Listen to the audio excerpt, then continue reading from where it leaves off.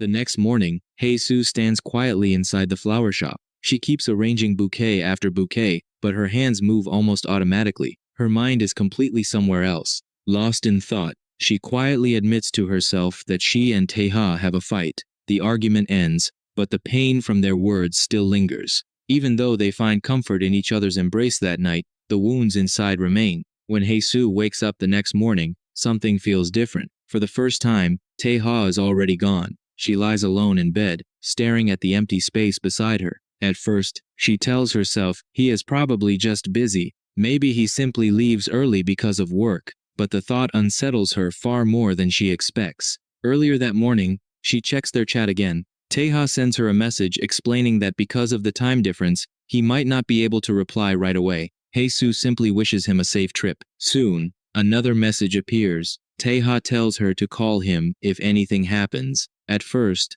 the words seem normal, but something about them feels different. Hae-soo quietly stares at the screen. Then she notices something that immediately makes her heart sink. The little puppy emoji he always adds to his messages is missing. It is such a small detail, yet it changes everything. Suddenly, the message feels much colder than usual. To Hae-soo, it almost sounds like he is telling her not to contact him unless it is absolutely necessary. This is not their first argument, but every previous fight always ends the same way. Tae-ha's gentle touch always melts her anger before they ever truly talk things through. Because of that, the wounds between them are never completely healed. They simply move forward without addressing them. This time, however, things feel completely different. Ever since Tae-ha enters her life, he never willingly stays away from her for long. No matter what happens, he always finds his way back to her. Until now, as she continues trimming flowers, Hae-soo lowers her eyes. She quietly realizes just how much she misses him. The absence of the man who always smiles so warmly leaves an unexpected emptiness inside her heart.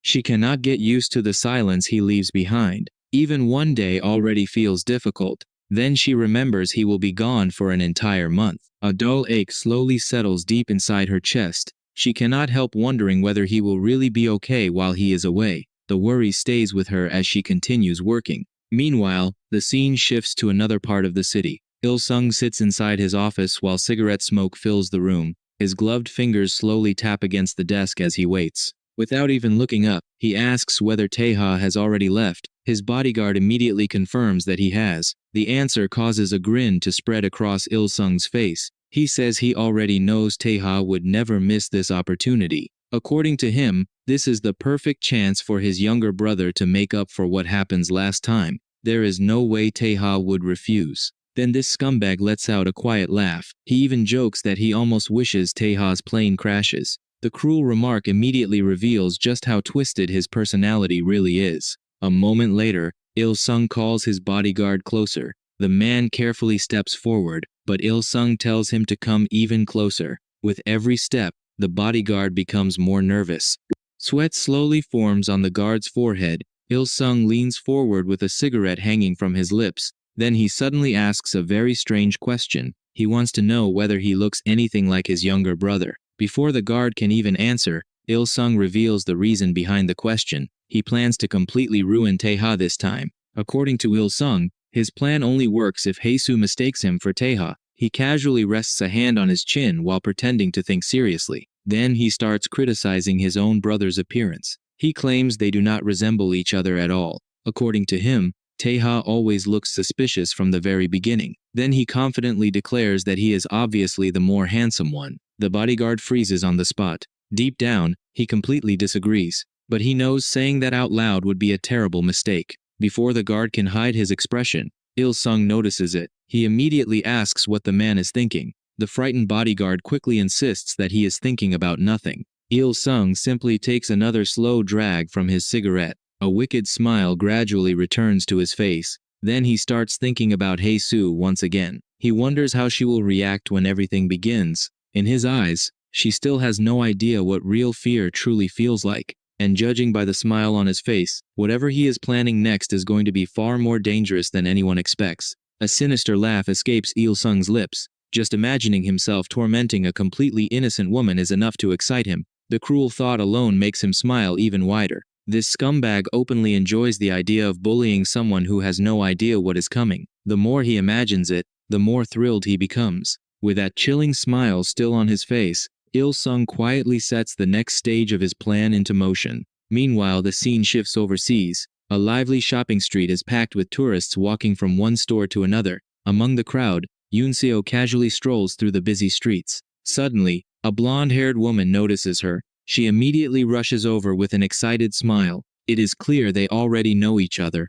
The woman quickly asks where Heenie is. Yoon-seo lets out a small laugh before answering. She explains that Heenie stays inside the hotel because she hates going out. The blonde woman pouts in disappointment. She says Heenie should have joined them. Then, without waiting any longer, she happily links arms with Yoon-seo and pulls her deeper into the shopping district. Sometime later, the two women arrive at a luxurious beauty salon. Both of them relax with glasses of wine while hairstylists and makeup artists prepare them for the upcoming exhibition. The atmosphere is elegant and peaceful. As one of the stylists finishes adjusting her hair, the blonde woman suddenly remembers something. She asks Yoon-seo about Dr. Beck's previous exhibition. More specifically, she wonders whether Yoon-seo meets Dr. Beck's son. Yoon-seo calmly nods her head. Hearing that answer immediately excites the blonde woman. She reveals that she actually knows Taeha from long ago. At first, Yoon-seo assumes they meet in high school. Surprisingly, the woman shakes her head. She explains that they are classmates back in elementary school when they are only 8 years old.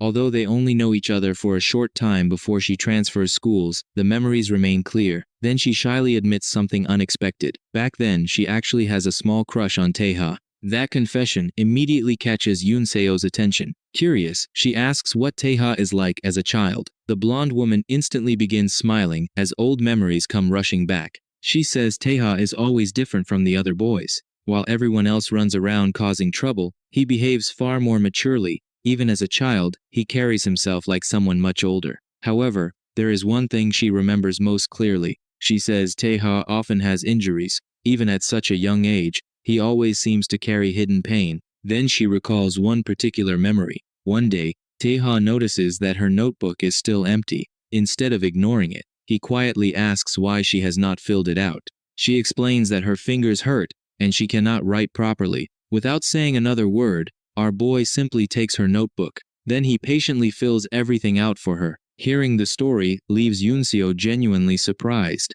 She cannot believe the son of Chairman Nam Tae-ju does something so thoughtful as a child. The image feels completely different from the man Taeha becomes. The blonde woman happily confirms that it is true. Yoon-seo cannot help imagining it in her head. The same hands that now look capable of defeating anyone once carefully help a little girl finish her homework. Even Yoon-seo finds the image unexpectedly adorable. Meanwhile, the blonde woman continues smiling at the memory. She then asks another question. She wonders whether Taeha is coming to this exhibition as well. She explains that she wants to greet him properly this time. At the previous exhibition, there are simply too many people around him for her to get close. Yoon-seo calmly lifts her wine glass before answering. Then a confident smile slowly appears on her face. Her response immediately crushes the woman's hopes. She says there is probably no chance of speaking to Taeha this time either. According to Yoon-seo, Director Beck personally asks her to stay by Taeha's side throughout the exhibition.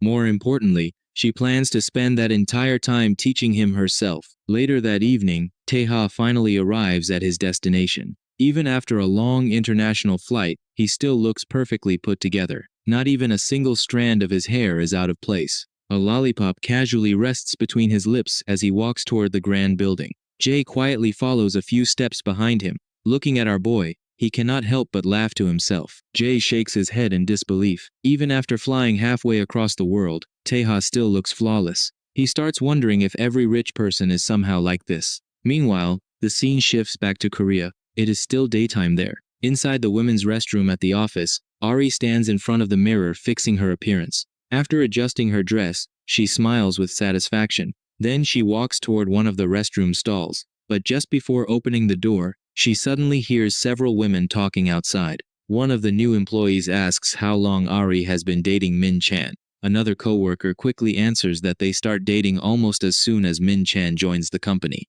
According to her, everyone expects it after seeing him with the prettiest and youngest woman in the office. The new employee immediately laughs. Surprisingly, she admits that she does not even think Ari is that pretty. Her blunt comment instantly changes the atmosphere. Another coworker quickly disagrees. She points out that Ari is both attractive and young. Then she jokingly says that men always fall for younger women. However, another woman has a different opinion. She argues that things change when someone starts thinking seriously about marriage. According to her, immature young women are only good for keeping lonely people company. The new employee smirks after hearing that. Then she confidently points out that Min Chan is already 34 years old. She even jokes that someone her age would be a much better match for him. But things get worse. She casually says that Min Chan and Ari will probably break up soon anyway. Before she can say anything else, something unexpected happens. Suddenly, the restroom stall door slams open. Ari storms out with an angry expression on her face.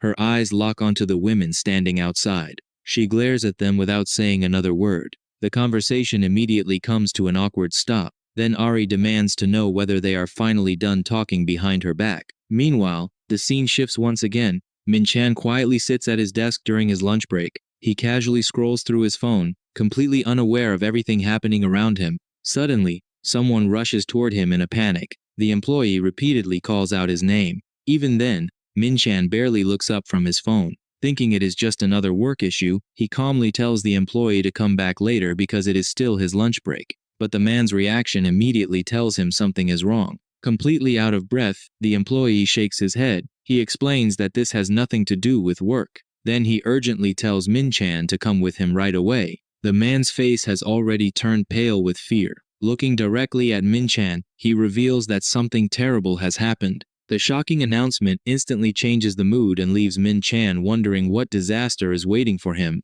And with that, this chapter comes to an end. If you enjoyed this recap, make sure to like, share, and subscribe for more. Also, drop a comment below and let me know what you think will happen next between Taeha and Haesoo.